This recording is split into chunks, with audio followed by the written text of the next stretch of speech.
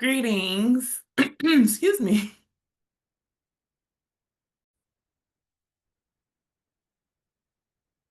Greetings. I'm Dr. Camisha Chambers, and I am so excited to serve as the Nurturing Communities Coordinator for All in Community.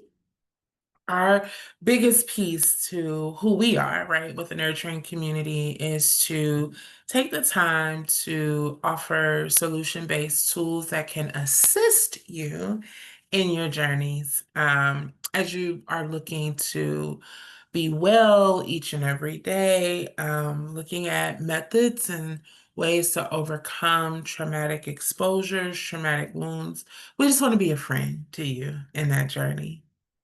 So if you've caught any of our previous videos, we have taken the time to really dive in to, excuse me, to looking at wellness, defining wellness, talking about our wellness economy, making sure that we put a distinctive note in there between wellness and well-being, and really traveling to understand the difference between the two, and knowing that wellness is the art and the practice of daily work and task, right, towards our wellness journey. I mean, towards us being able to become well as a whole. We love when we hear folks say that it is well with their soul and that they feel good in their mind and that their bodies feel good, right? These are states of well-being. And this is what we want individuals to have on an ongoing basis. It is a journey, it is a process, and we want to be here for you for that. So with that, we have talked about all kind of goodness. We talked about healthy eating. We talked about just really exploring wellness and what that means. Today, I want to talk about you. You are a super, super, super important person. You hold so much value, so much worth, and we want to talk about that. We want to talk about you, and we want to get that out. And so, a part of our wellness journey, right, that goes along with the mental wellness piece, right, in the wellness economy is storytelling. I know, right? Who would have ever thought that me talking about me to other people, or me indulging in a moment where I am learning about somebody else, goes into my wellness economy? It helps me as a part of my daily wellness task or wellness journey that ultimately gets me to a state of well-being. Who would have thought talking would do that? Um, I know. So let's dive in. What does that even mean? When we talk about storytelling and when we talk about really digging into that space, it's super, I don't know the right word for it, but it is supercharging to know that if you are a person, right, like myself, who thrives in community, who thrives in being in spaces with others, who feeds off of energy of others, good energy, right? Where there's love and laughter and happiness, right? Is all around, right? When you are in a space with joyful people, I come to life. I really come alive in those spaces. And so if you're anything like me, this kind of intervention really, really is near and dear to your heart. When we look at storytelling, the National Institute on Health, they shared these following words. They said that humans are exceptionally attracted to telling and listening to stories. Storytelling is culturally ubiquitous. In fact, our taste for narrative has likely played a critical adaptive role in human society. The act of telling stories has been shown to be a central element for establishing human connections and influencing subjective emotions in both the storyteller and the audience. So, what happens when we are looking at how we're wired and how we're created?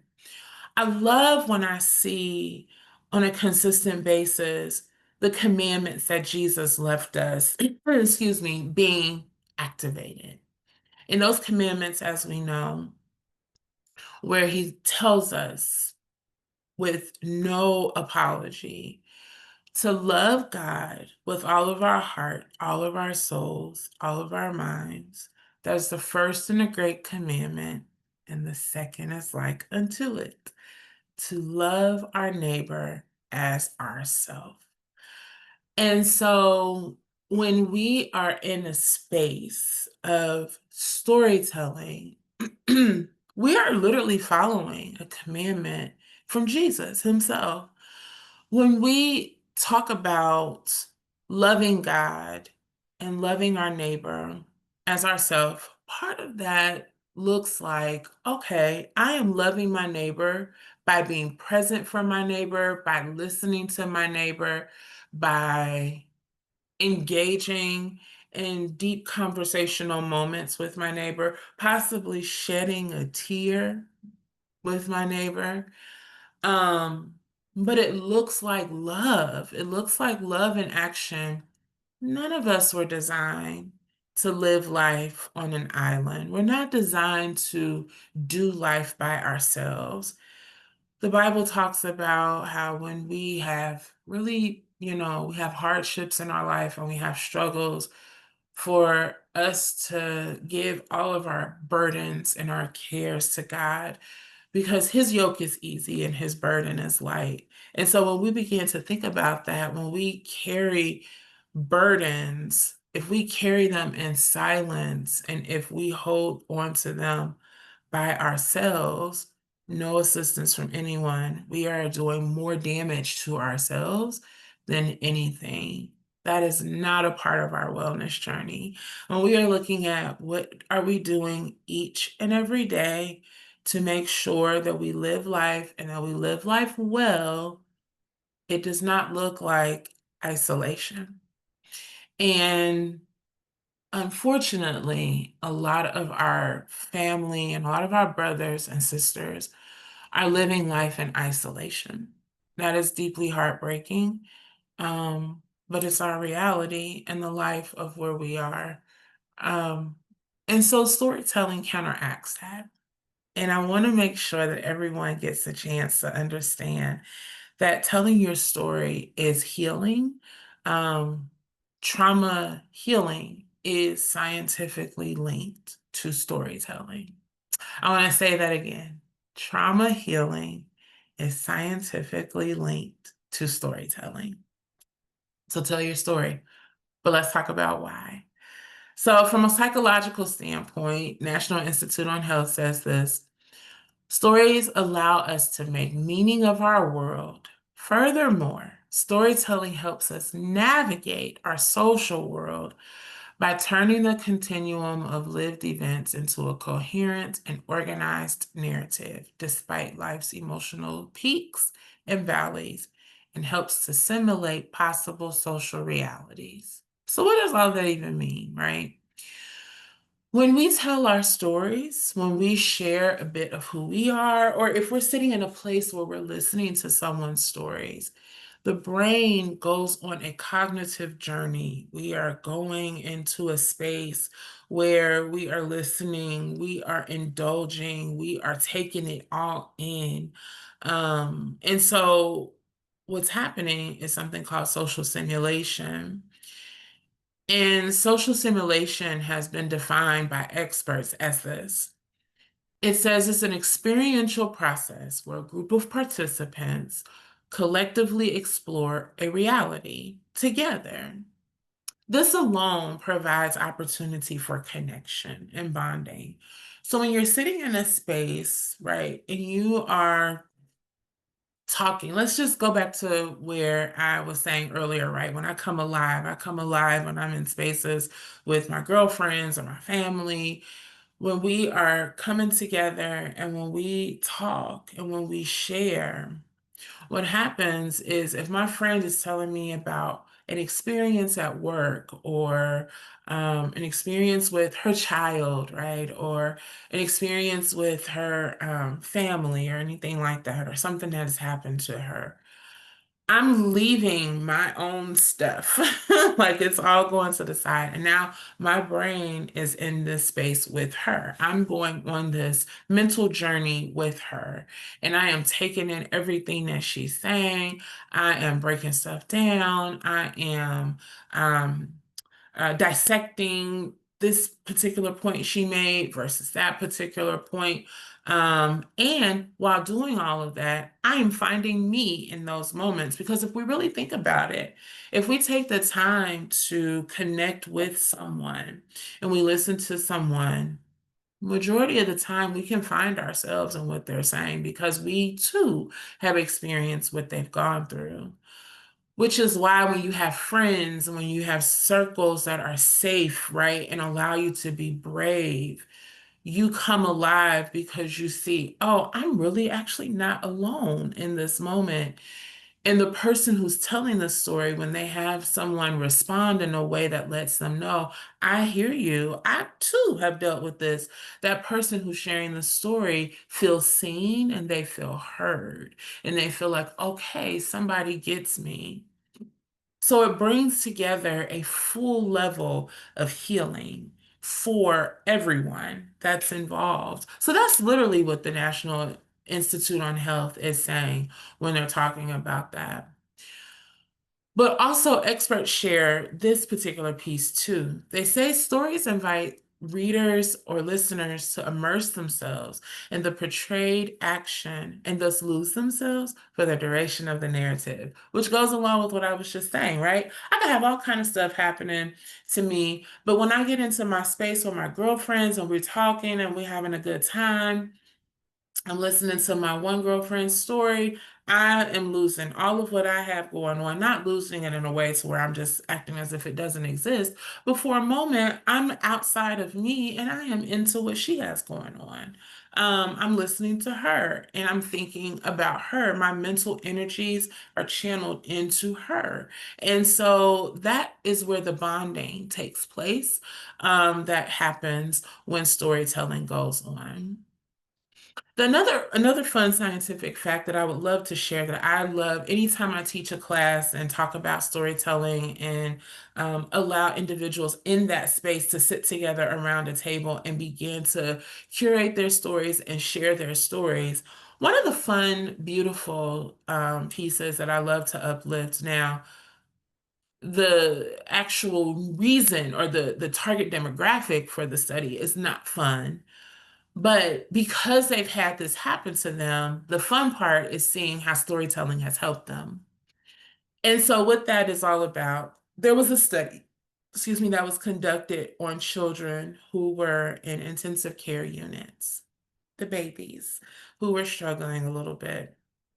They did a study to see how they engaged in storytelling interventions, how they figured it out, right? To be able to confidently say that storytelling assisted the children.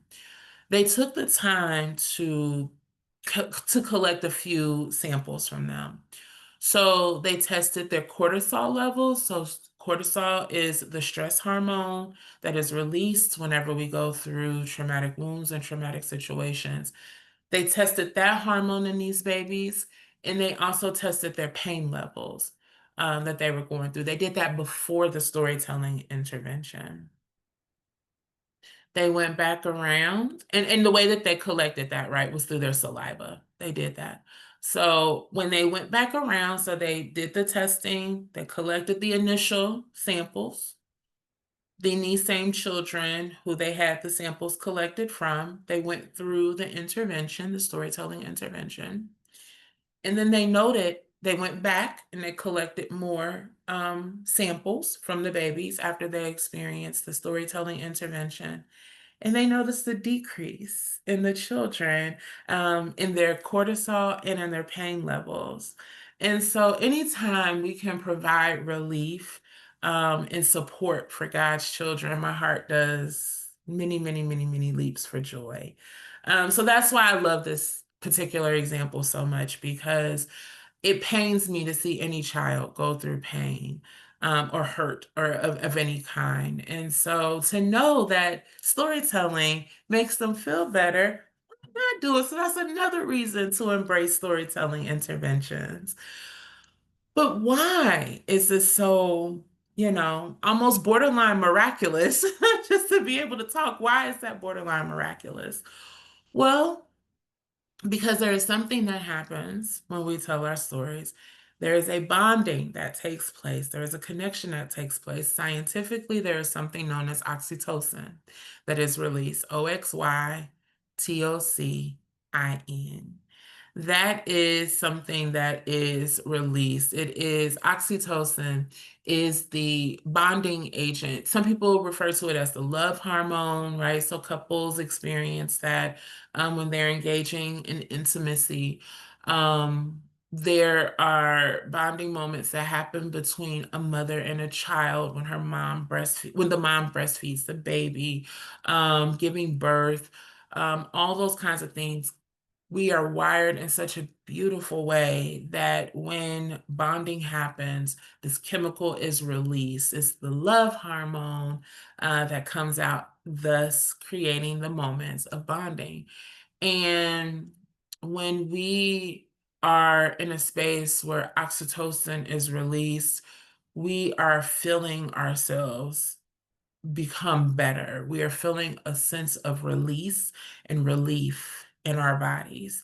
And it's healing when oxytocin takes place. So that's why it's such a healing mechanism, because that bonding agent is happening for us. And so what happens in a story, right? What's in a story, right? How do I tell my story? What do I even do with that, right? It's simple. It doesn't have to be anything complex. You don't have to go to school for it. You don't have to do any of that. All you have to do, there's four components that researchers and experts have said, right, when it comes to storytelling. Those four components are people, place, plot, and purpose. That's it. Who are the important people in your story? Is it your mother? Is it your father? Is it your siblings? Is it your teacher? Is it your neighbor? Is it a mentor? Is it a friend? A mentee? A neighbor that's down the street, right? Or an older person in a community home. Who are important people in your life? Who are the major players in your story? Um, it should be you too. Let me come back. You are a person in that piece as well. Place. What are some important places in your life that happen? What are some memorable places in your life? Church or I don't know, Disney World. I know I have mentioned Disney World in several of our videos. Maybe I want to go to Disney World, y'all. I don't know. But where are some really important places? I know a real important place, like on a serious note for me, is Phoenix, Arizona. It was a place where I was up on a hill, like a mountaintop almost experience for me. I was at a church, it had a 24-hour prayer center, and I went there with some friends who were just on a spiritual quest. We just wanted to have a retreat, and we just wanted to just get away and renew ourselves and come back rejuvenated. And we went to this place that a church offered. Thank God for this church. And it's set up really, really high, and it overlooked the entire city of Phoenix. And it was beautiful. And it was in that moment where I was sitting out in nature and God spoke to me. I really felt God in a way that I had never experienced him before.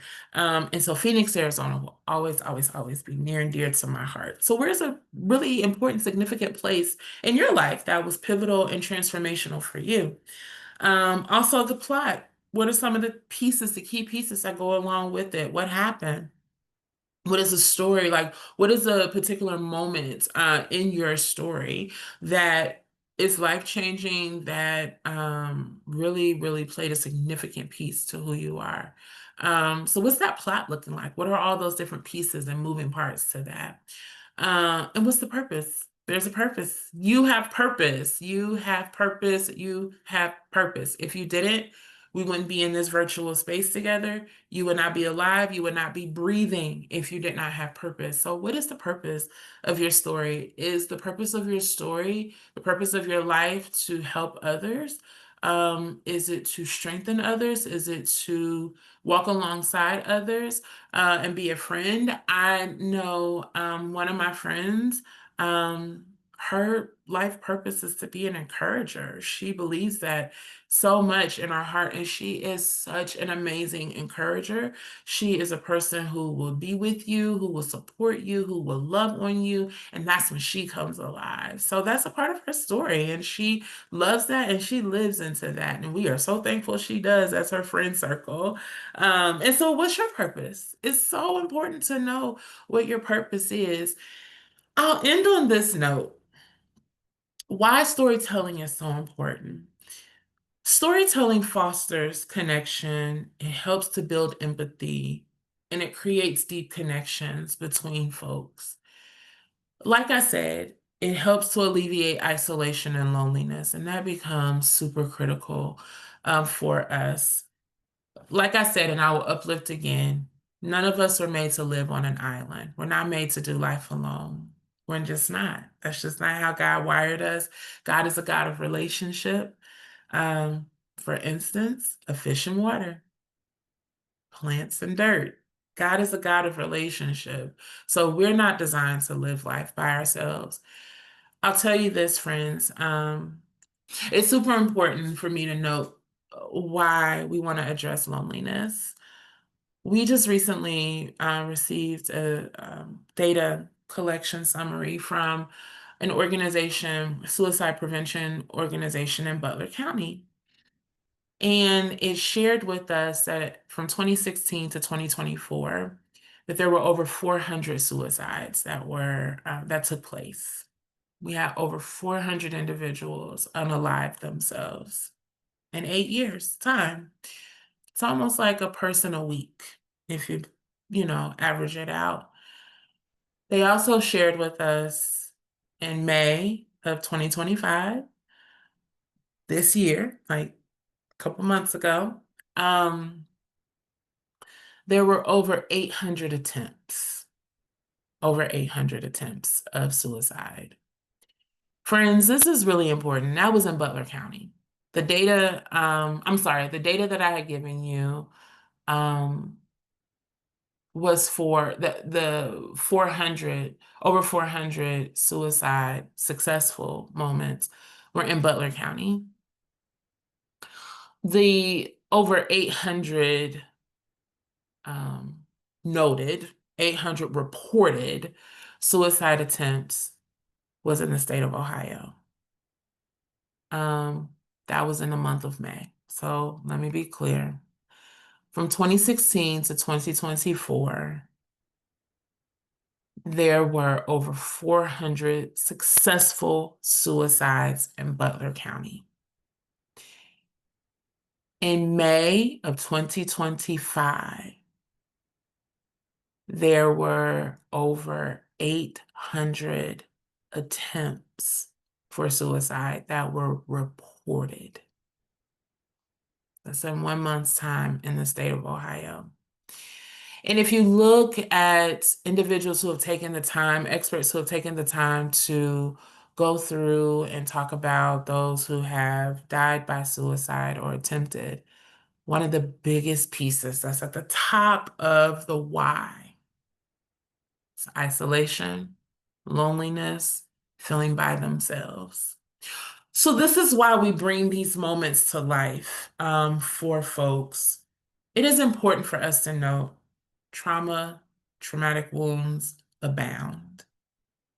But there are ways to help ourselves if we take up on it. Storytelling helps to alleviate isolation. Tell your story. Find someone that you can have a friend network with. Find a church. Find someone that you can actually tell your stories to and listen to stories, because that's how you build relationships and community. You matter. Your story matters. We need you here on this side of heaven until God calls you home. You're loved, you're valued, and we hope you feel nurtured in this space. Storytelling is a part of your wellness journey that will ultimately lead to your well-being. Take care, friends. Bye.